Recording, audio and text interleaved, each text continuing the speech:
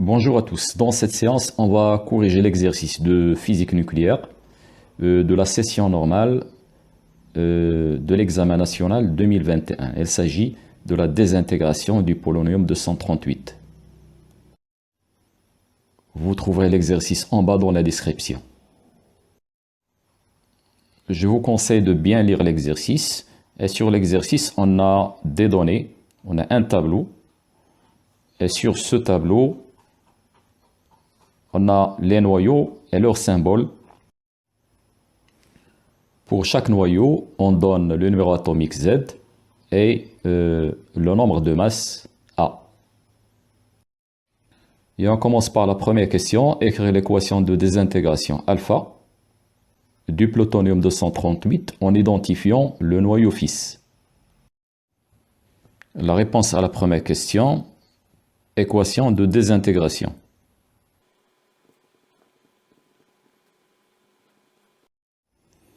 Le plutonium Pu 94-238 se désintègre en donnant un noyau inconnu XZA plus le noyau d'hélium He de 4 puisqu'il s'agit d'une désintégration alpha.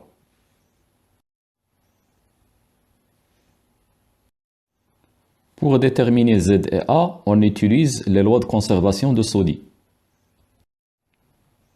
Donc, d'après les lois de conservation de Soddy,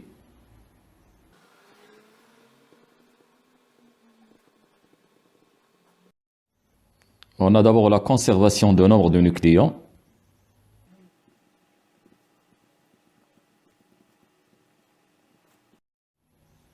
Le nombre de nucléons dans les réactifs est égal à la somme des nucléons dans les produits, c'est-à-dire A plus 4 est égal à 238. Donc A plus 4 est égal à 238, ce qui signifie que A est égal à 238 moins 4, c'est-à-dire 234. La deuxième loi, c'est la conservation du nombre de charges.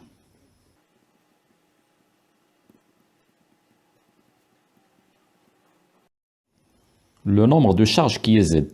Donc d'après la réaction, Z plus 2 égale à 94. Donc on écrit Z plus 2 est égal à 94. Donc Z égale 94 moins 2 est égal à 92.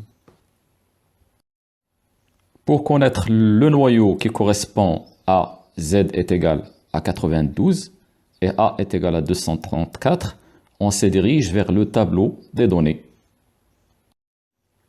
Le noyau fils est donc l'uranium 234-92. On écrit maintenant la réaction de désintégration. Donc le plutonium Pu 94-238 donne l'uranium 92-234 plus l'hélium He de 4. Et bien sûr là, il s'agit d'une désintégration alpha. Dans la deuxième question, on nous donne la courbe qui donne l'activité nucléaire en fonction du temps.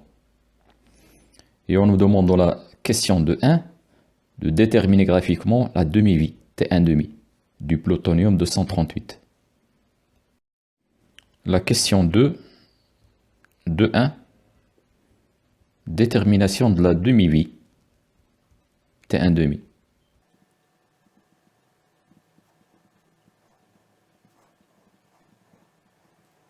Définition de la demi-vie. La demi-vie T1,5 est la durée au bout de laquelle on a désintégration de la moitié du nombre total de l'échantillon, c'est-à-dire c'est la durée qui correspond à N0 sur 2, avec N0 le nombre total des noyaux de l'échantillon. Dans le cas de notre exercice, on a l'activité en fonction du temps et pas le nombre de noyaux de l'échantillon en fonction du temps. On utilisera donc la relation qui lie l'activité A de T au nombre du noyau de l'échantillon. A de T est égal à lambda fois N de T.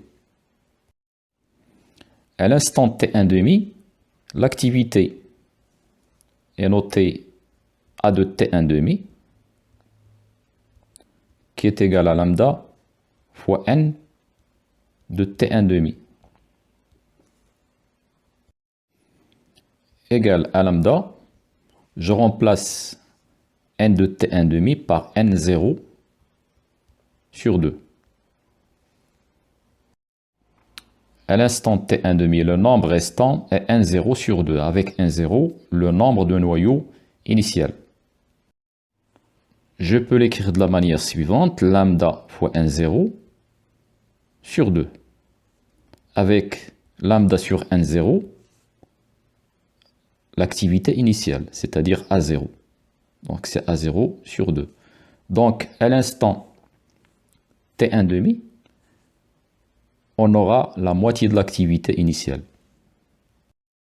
Et on arrive à la relation A de T1,5 est égal à A0 sur 2. La valeur de A0, c'est 10 puissance 11. Et sa moitié, 5 10 puissance 10, c'est-à-dire A0 sur 2. 5 fois 10 puissance 10.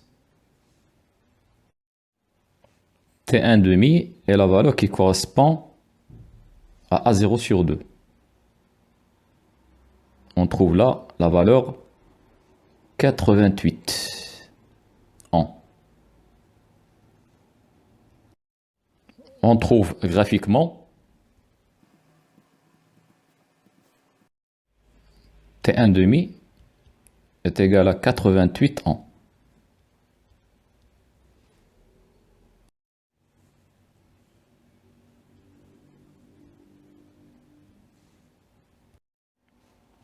La question de 2, on déduit que la valeur de la constante radioactive lambda est lambda à peu près égal à 7,88 10 puissance moins 3 en moins 1. De 2, calcul de lambda.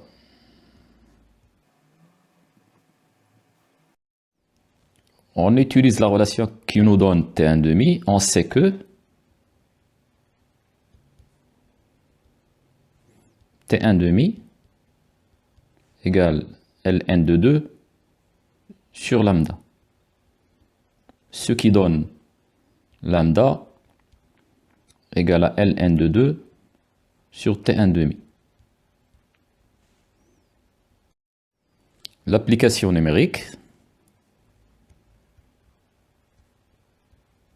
lambda égale Ln de 2 divisé par 88. Et après le calcul, on trouve lambda égale 7,88 fois 10 puissance moins 3 en moins 1. Vous remarquez que je n'ai pas converti la valeur de T1,5, je l'ai laissé 88 ans pour avoir lambda en n-1. La question de 3, on cherche la valeur de N0. De 3, calcul de N0. On utilise la formule, donc j'écris, on sait que A de T est égal à lambda fois N de T. J'écris cette relation à l'instant T est égal à 0. Donc, la relation va devenir A0 est égal à lambda fois N0. Ce qui signifie que N0 est égal à A0 sur lambda. Et là, il faut faire attention aux unités. Pour les unités, A0, elle est en becquerel. Le nombre n est sans unité.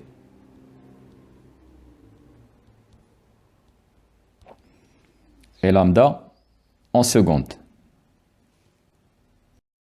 On a déjà calculé la valeur de lambda dans la question précédente et on a trouvé lambda égale à 7,88 fois 10 puissance moins 3 en moins 1. Je dois convertir en moins 1 en seconde moins 1. On sait que dans un an, on a 365 jours. C'est 365 le jour, 24 heures.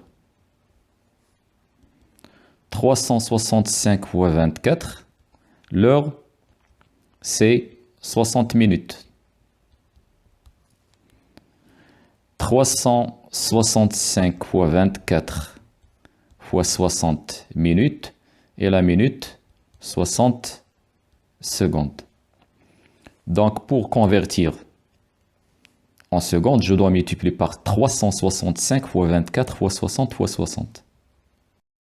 Donc là, il s'agit du passage de l'an vers seconde. Maintenant, si on veut passer de an moins 1 vers seconde moins 1, dans ce cas, il faut diviser par cette valeur. Je reviens maintenant à l'application numérique. Donc, je remplace A0 par sa valeur. La valeur de A0, c'est 10 puissance 11. Et la valeur de lambda, 7,88 fois 10 puissance moins 3. Et puisqu'elle est en n-1, je dois diviser par 365 fois 24 fois 60 fois 60, c'est-à-dire fois 3600. Et après le calcul, on trouve la valeur de n0 qui est égale à 4 fois 10 puissance 20. n0 n'a pas d'unité, mais quand même on peut écrire noyau. La troisième question. Pour que le stimulateur fonctionne correctement, il faut que le nombre de noyaux désintégrés ne dépasse pas les 30%. C'est-à-dire le nombre de noyaux restants qui ne s'est pas encore désintégré est égal à 70%. Donc dans cette troisième question, on veut calculer cette durée maximale pour la désintégration de 30%. Calcul de Tmax. On utilise la relation de décroissance radioactive. N de T est égal à N0 exponentielle moins lambda de T. À l'instant Tmax, la formule sera écrite N de Tmax est égal à N0 exponentielle moins lambda fois Tmax. À l'instant Tmax, il reste 70%, 70 divisé par 100, de la valeur de N0. Donc qui est égal à N0 exponentielle moins lambda de Tmax. Je simplifie avec N0.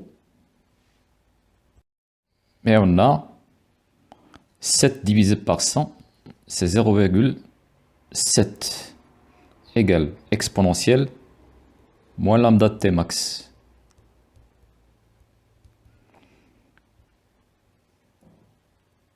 Ln 0,7 égale moins lambda Tmax.